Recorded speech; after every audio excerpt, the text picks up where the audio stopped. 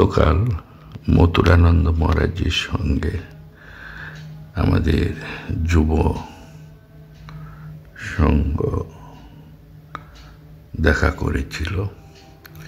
আজ সকালে শিলং থেকে 6:30 রওনা হয়ে পাণ্ডু আশ্রমে গেলাম। এই সেই বিখ্যাত আশ্রম, স্বামী বীরেশ্বরানন্দজি খুব ভালোবাসতেন।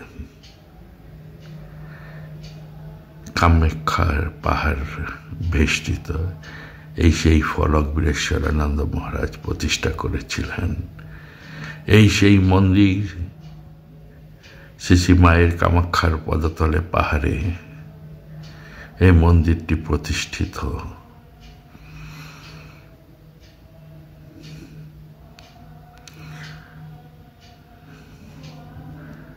পাণ্ডু কলেজের সন্নিকটে, গুয়াহাটি থেকে বেশি দূর নয়।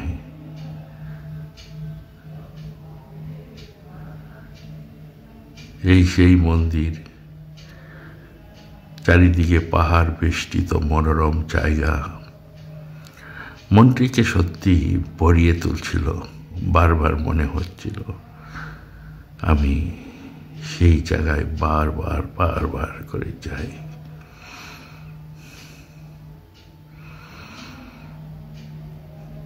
আমি অনেকবার পাণ্ডু আশ্রমে গেছিলাম।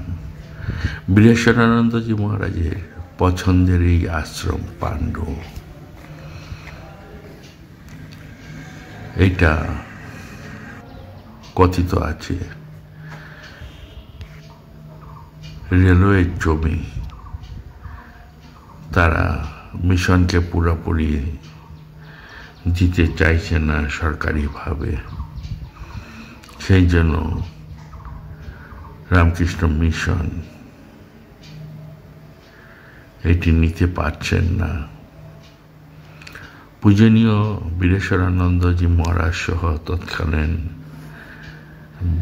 স্বামী প্রভানন্দ মহারাজ, স্বামী গহনানন্দ মহারাজ, স্বামী আত্মস্থানন্দ মহারাজ সহ যারা উত্তর ভারতে এসেছেন, তারা সকলেই এই মন্দিরে, এই আশ্রমে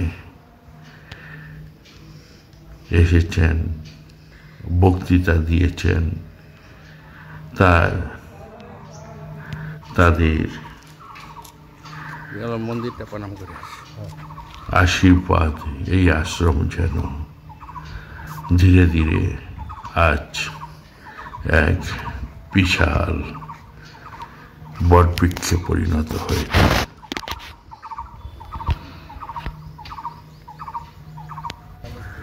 সকল ভক্তদের ইচ্ছা,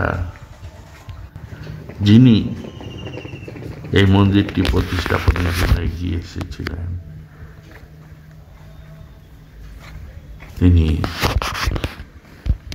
ঠাকুরের সেই কথা, যখন বীজ লাগানো হয় তখন বেড়া দেওয়ার প্রয়োজন হয়। বেড়া ততদিনই দরকার যতদিন গাছটা পরিপুষ্ট না হয়। যখন গাছটা পরিপুষ্ট হলো তখন বেড়ার আর দরকার হয় না। তাই আপনারা যারা কখনো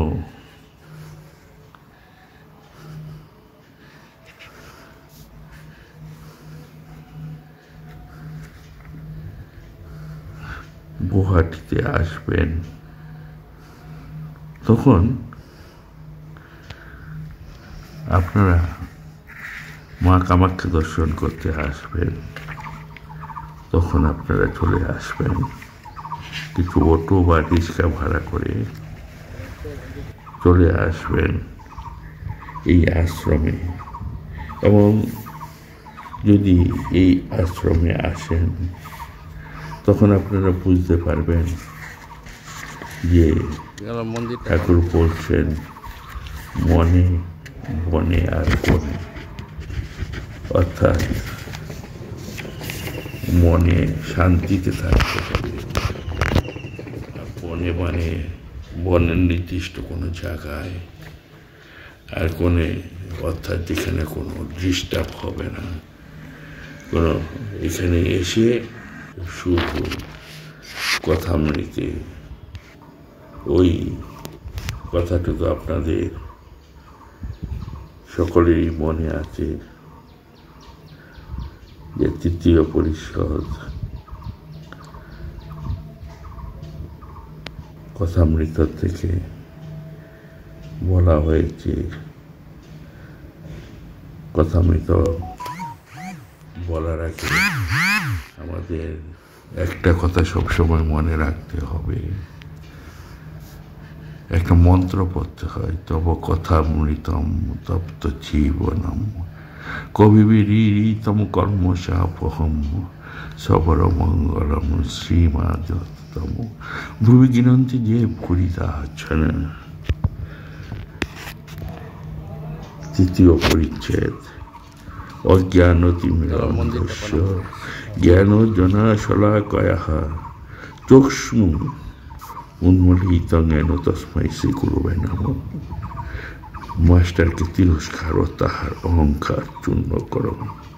শ্রীরামকৃষ্ণ মাস্টার প্রতি, তোমার কি বিবাহ হয়েছে? মাস্টার হ্যাঁ। শ্রীরামকৃষ্ণ শিয়া হে বলি রামলাল, যা বিয়ে করে ফেলেছে। মাস্টার ঘোরতর অপরাধীনে অবাক হইয়া অবনত মস্তকে চুপ করিয়া বসিয়া রইলেন। ভাবিতে লাগিলেন, বিয়ে করা কি এত দোষ? ঠাকুর আবার জিজ্ঞাসা করলেন, তোমার কি ছেলে হয়েছে? মাস্টার বুক টিপ টিপ করিতেছে, বয়ে বয়ে বলিলেন, আইকে ছেলে হয়েছে। ঠাকুর আবার আক্ষেপ করিয়া বলিতেছেন, যা ছেলে হয়ে গেছে। তিরস্কৃত হইয়া তিনি স্তব্ধ হইয়া রহিলেন। মনে মনে কিছু চিন্তন করতে লাগলো মাস্টার মশাই। তাহার অহংকার চূর্ণ হইতে লাগিল। কিয়ৎপর ঠাকুর শ্রীরামকৃষ্ণ আবার কৃপাদৃষ্টি করিয়া সস্নেহে বলিতে লাগিলেন, দেখো তোমার লক্ষণ ভালো ছিল, আমি কপাল চোখ এসব দেখলে বুঝতে পারি। আচ্ছা, তোমার পরিবার কেমন? বিদ্যাশক্তি না অবিদ্যাশক্তি? মাস্টার আজ্ঞা ভালো, কিন্তু অজ্ঞান। শ্রীরামকৃষ্ণ বিরক্ত হইয়া, আরে তুমি জ্ঞানী? তিনি জ্ঞান কাহাকে বলে, অজ্ঞান কাহাকে বলে এখনো জানেন না। এখন পর্যন্ত জানিতেন যে লেখাপড়া শিখিলে ওই বই পড়িতে পারিলে জ্ঞান হয়। এই ভ্রম পরে দূর হইয়াছিল। তখন শুনিলেন যে ঈশ্বরকে জানার নাম জ্ঞান, ঈশ্বরকে না জানার নামই অজ্ঞান। ঠাকুর বলিলেন, তুমি কি জ্ঞানী? মাস্টারের অহংকার আবার বিশেষ আঘাত লাগিল। শ্রীরামকৃষ্ণ, আচ্ছা তোমার সাকারে বিশ্বাস না নিরাকারে? মাস্টার অবাক হইয়া স্বগত, সাকারে বিশ্বাস থাকলে কি নিরাকারে বিশ্বাস হয়?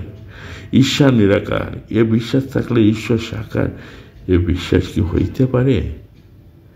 বিরুদ্ধ অবস্থা দুটি কি সত্য হইতে পারে? সাদা জিনিস দুধ কি আবার কালো হতে পারে? মাস্টার আজ্ঞা, নিরাকার আমার এইটি ভালো লাগে। শ্রীরামকৃষ্ণ, বেশ তো, একটাতে বিশ্বাস থাকলেই হলো, নিরাকারে বিশ্বাস, তা তো ভালোই। তবে এ বুদ্ধি করো না যে এইটি কেবল সত্য আর সব মিথ্যা। এইটি যেন যে নিরাকারও সত্য আবার সাকারও সত্য। দুবার যেটি বিশ্বাস সেটিই ধরে রাখবে। মাস্টার, দুইই সত্য, এই কথা বারবার শুনে অবাক হইয়া রইলেন। এ কথা তো তাহার মতিগত বিদ্যার মধ্যে নাই। তাহার অহংকারে তিনি তৃতীয়বার চূর্ণ হইতে লাগিল, কিন্তু এখনো সম্পূর্ণ হয়নি। তাই আবার একটু তর্ক করিতে অগ্রসর হইলেন। মাস্টার আজ্ঞা, তিনি সাকার এ বিশ্বাস যেন হলো, কিন্তু মাটির প্রতিমা তো তিনি নন। শ্রীরামকৃষ্ণ, মাটি কেন গো? চিন্ময়ী প্রতিমা। মাস্টার চিন্ময়ী প্রতিমা বুঝিতে পারিলেন না। বলিলেন, আচ্ছা, যারা মাটির প্রতিমা পূজা করে তাদের তো বুঝিয়ে দেওয়া উচিত যে মাটির প্রতিমা ঈশ্বর নয়, আর প্রতিমার সম্মুখে ঈশ্বরকে উদ্দেশ্য করা পূজা করা উচিত। আপনারা যখন আসবেন কথার মধ্যে একটু একটু করে পড়বেন। আমিও পড়বার চেষ্টা করলাম আপনাদের বোঝাবার জন্য। তাই আপনাদের সকলকে অনুরোধ রইল। কিছুদিন আগে এক মহারাজ, জনৈক মহারাজ আমাকে বললেন, অপু, আমি একটা সুন্দর কি দেখলাম জানো, একটা হরিণ একটা শিশু প্রসব করেছে, আর হরিণ সেই শিশুকে যত্ন করতে এই মন্দিরের পাশে এক জঙ্গলে তার বাচ্চাকে রক্ষণাবেক্ষণ করে আসতো। মহারাজ লুকিয়ে লুকিয়ে কেউ যাতে জানতে না পারে তাকে ঘাস খাওয়ানো শুরু করেছে, এবং অনেক দিন পর্যন্ত সেই হরিণটি ছিল। আমি মহারাজের কথা স্মরণ করে আজ যখন গেলাম তখন চারিদিকে দর্শন করলাম। সত্যি চারিদিকের জঙ্গল আমাকে অভিভূত করেছে, এবং মন্দিরের দৃশ্যপট আমাকে যেন মনে হচ্ছে যে প্রভু বীরেশ্বরানন্দ মহারাজ এখানে হয়তো কোনো কিছু অনুধাবন করতে পেরেছেন, তাই নিজ হস্তে স্বেচ্ছায় এই মন্দিরটি উদ্ঘাটন করার জন্য এগিয়ে আসছেন। এছাড়া সকল মহারাজরা ছুটে আসেন এই মন্দিরের টানে।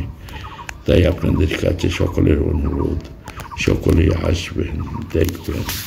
সকলকে জানাই আন্তরিক প্রীতি, শুভেচ্ছা, ভালোবাসা। মন্দিরটা প্রণাম করে আসি।